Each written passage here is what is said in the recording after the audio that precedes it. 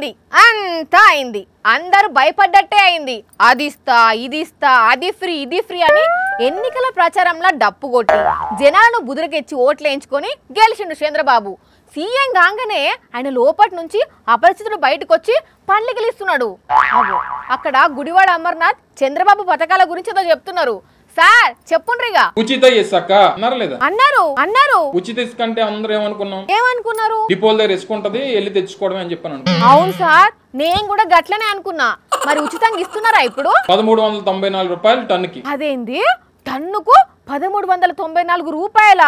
పైసలు వసూలు చేసినాక అది ఉచితం ఎట్లయితది? మరి గింత అన్యాయమా? ఆర్టీసీ బస్ ఫ్రీ అన్నాడు కదా. అన్నాడు. దాంట్లో కూడా ఏమన్నా కిరికిరి పెడతాడా ఏంది చంద్రబాబు? బస్సు ఫ్రీ, సీటుకి డబ్బు కట్టాలి అంటే ఇక అట్లా చేసి ఫ్రీ బస్సు స్కీమ్ కూడా ఎత్తగొడతాడా ఏంది? ఇది ఎక్కడి కథ? తల్లికి వందనం ఒక తల్లికి మాత్రమే. అదేంది, ఎంత మంది పిల్లలు ఉంటే అంత మందికి ఇస్తామన్నాడు కదా. అంటే ఇప్పుడు ఇద్దరు పిల్లలు ఉంటే ఎట్లా? మళ్ళీ ఇద్దరు కావాలంటే ఇద్దరు పెళ్లి చూసుకోమంటాడేమో. 15,000 కావాలంటే. అదేం లెక్క సార్, పిల్లలు ఎంత మంది ఉన్నా తల్లి ఒక్కతే ఉంటది కదా. ఒక్క తల్లికి ఇద్దరు పిల్లలు ఉంటే వాళ్ళకి ఇయ్యరా? అంటే ఇద్దరు పిల్లలు ఉంటే ఇద్దరు తల్లులు ఉండాలన్నమాట. 15,000 కావాలంటే. అంటే ఏంది, ఇప్పుడు ఇద్దరు పిల్లలకు కావాలంటే 2 పెళ్లిళ్ళు, ముగ్గురు పిల్లలకు కావాలంటే 3 పెళ్లిళ్ళు చేసుకోవన్నా?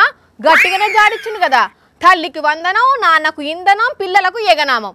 అగో అక్కడ పేర్ని నాని కూడా చంద్రబాబు మీద గట్టిగానే పంచులు విసురుతున్నాడు. చంద్రబాబు విలేకరులను ఎట్లా దబాయిస్తున్నాడో చెప్తున్నాడు. చెప్పండి సార్. విలేకరు అడిగాడు. ఎవరిని? చంద్రబాబునా? ఏమడిగాడు? కరెంటు ఛార్జీలు పెంచకుండా, ట్రూ అప్ ఛార్జీస్ వేయకుండా నాణ్యమైన కరెంట్ ఇస్తా అన్నారు కదా చంద్రబాబు నాయుడు గారు, ఇస్తారా అని. ఏం జవాబు చెప్పిండు చంద్రబాబు? ఎవరు చెప్పారా నీకు? నేను చెప్పానా? మైండ్ సెట్ మారాలయా అని ఏదో చెప్తున్నాడు. దట్ ఈస్ చంద్రబాబు అని కూడా అనలేదని తప్పించుకుంటున్నాడు. అన్నట్టు మొన్న బస్ వేసుకొని అమరావతి మొత్తం తిరిగిండ్రు కదా, దాని గురించి చెప్పుర్రి. బస్సు తిరిగి ఏంటి అంతా అయిపోయిన తర్వాత పవర్ పాయింట్ ప్రెజెంటేషన్. అంటే అక్కడ ఏం లేదు, ఉత్త డొల్లా.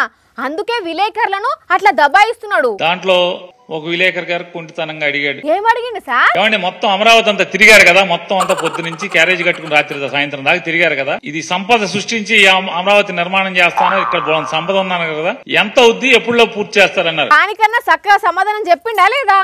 ఏం మాట్లాడతావే? నేను అదే ప్రశ్న నిన్ను అడుగుతున్నా, నువ్వు ఎప్పుడులో పూర్తి చేస్తావు? నువ్వు ఉంటే అమరావతిలో. అంటే అక్కడ ఏం లేదు, ఉత్త డొల్లా. అందుకే విలేకరులను అట్లా దబాయిస్తున్నాడు. పోలవరం గురించి ఇంకో విలేకరు అడిగితే ఏమన్నాడు? ఏమండి, పోలవరం ఏంటి, ఎప్పుడు కడితే ఎప్పుడు పూర్తి అవుద్దండి? ఏమో నాకేం తెలుసు. గమ్మత్తున్నది పో.